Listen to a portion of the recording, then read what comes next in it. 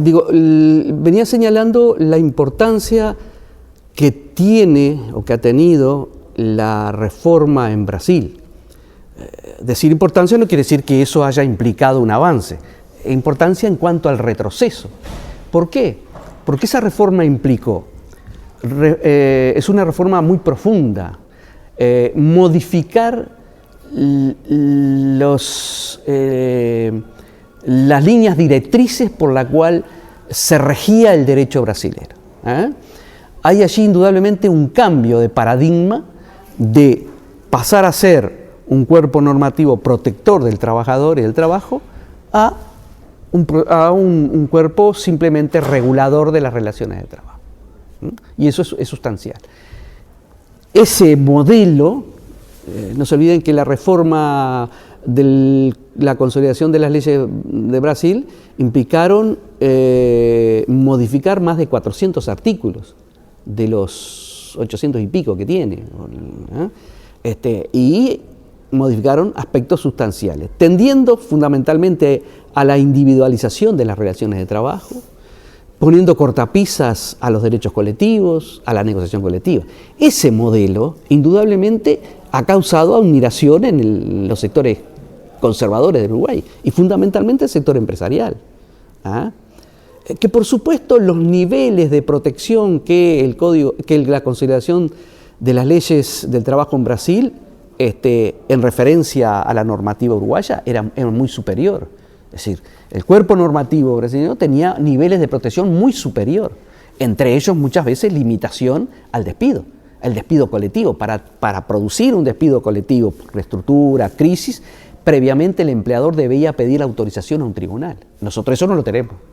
Entonces, a veces se trae de otros lados, se arrima agua a su molino, tratando de flexibilizar más el derecho uruguayo, que de por sí es bastante flexible, ¿no? Es decir, pero indudablemente lo que uno puede, en dos palabras, sintetizar, estas reformas de nuevo cuño llevan a un retroceso y a un cambio en lo que había sido los últimos 15, 20 años, en materia de mejoramiento de derechos, protección de los trabajadores, protección de la actividad sindical, etcétera, etcétera, ¿no? Es decir, indudablemente está en sintonía, es una nueva oleada yo diría, del neoliberalismo. Yo no sé si ya a esta altura seguir hablando de neoliberalismo o hablar de liberalismo a secas o conservadurismo liberal a secas, ¿no? Es decir, indudablemente allí está la mano de los fundamentalistas del libre mercado. Es decir, el libre mercado es el que debe regular todo, entre ellos el trabajo.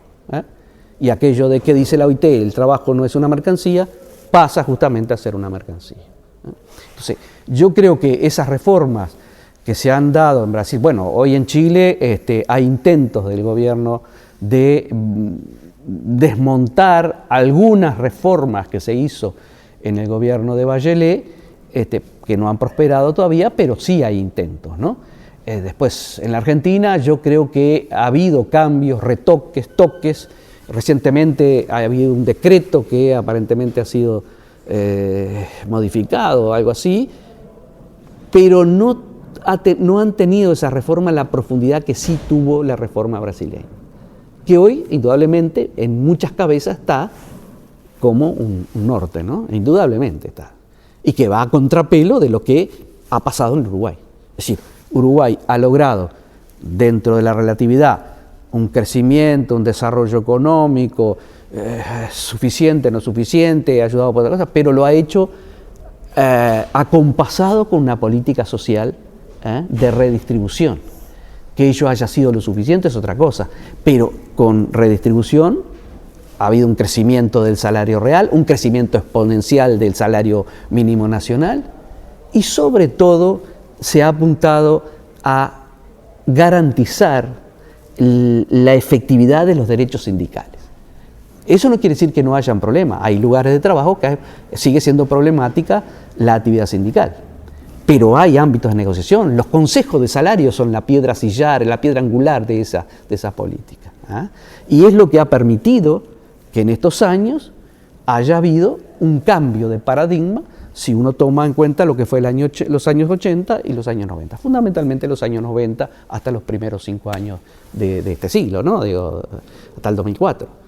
Allí indudablemente.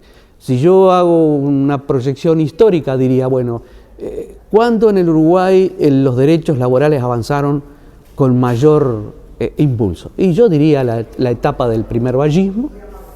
Hubo una segunda etapa del llamado neovallismo, allá por la década del 40, con determinadas circunstancias que favorecieron. Allí justamente se crean los consejos salarios. Y después hay que volver al presente para que haya, para ver una reforma laboral de la magnitud como la que se ha llevado en los últimos años. Que haya sido suficiente, que desde el punto de vista del movimiento sindical eso se considere lo más óptimo, no, porque estas cosas nunca son, ¿no? Y sobre todo, desde el punto de vista del movimiento sindical, le hubiese gustado tener otra ley de protección de la libertad sindical, tal vez otra ley de negociación colectiva, tal vez otra ley de otras cosas. Pero hay que reconocer que eso implicó un avance, y un avance sustancial. Eso es lo que hoy está en juego en estos tiempos que corren. Porque indudablemente, si yo analizo el capítulo de relaciones laborales del Partido Colorado, de Talvi, o analizo el capítulo de relaciones laborales del Partido Nacional, no hablo de los otros, pero de esos dos, y tengo que llegar a la conclusión de que si ganan, que además van a gobernar en coalición, si ganan, indudablemente van a modificar el formato actual de los consejos salarios. Y cambiar el formato actual de los consejos salarios no para mejorarlo, sino para empeorar. Y por lo tanto, se alinearían con esa ola de antiizquierdismo, de antiprogresismo, etcétera, etcétera, que se viene dando fundamentalmente en el Cono Sur.